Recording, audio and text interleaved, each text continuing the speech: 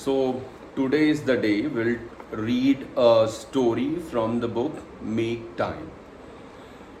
Genuinely, I really feel that whatever I learn from each and every book, I read out to you and feel that how you can get all the advantage that I'm having from reading the complete book. I will give you the perspective or read a sense which is very important from that book perspective.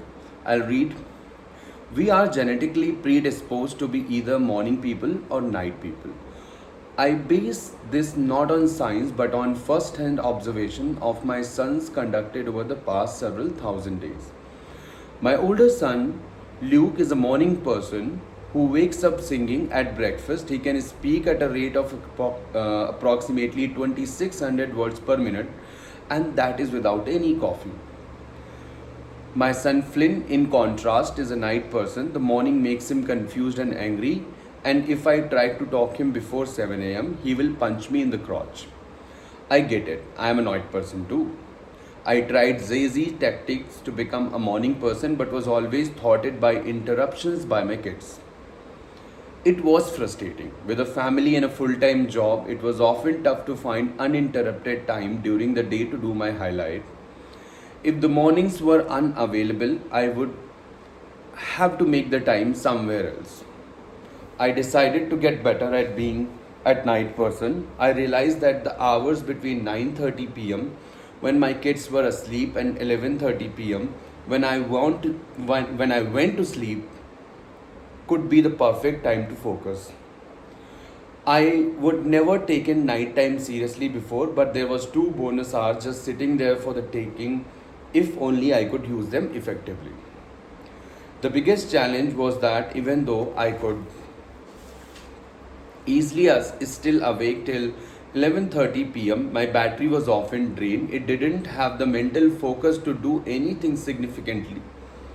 So I was in the habit of squandering those bonus hours on low energy, low benefit activities such as checking email and reading about the Seattle Seahawks. It took me a while to figure out how to handle this challenge, but in the end, I came up with three-part strategy for turning nighttime into highlight time. If I'm planning to stay up and work on a project, I will start by refreshing my brain with a trial break. After my younger son goes to bed around 8:30 p.m., I might sit down with my wife and older son and watch part of the movie, or I might read a few pages in a novel, or I might clean the kitchen and put away toys in the living room. These activities take my mind out of busy mode and recharge my mental battery, a major difference from the frenzy of checking email, reading clickbait news article or watching an intense TV show designed to suck me into a black hole of binging watching.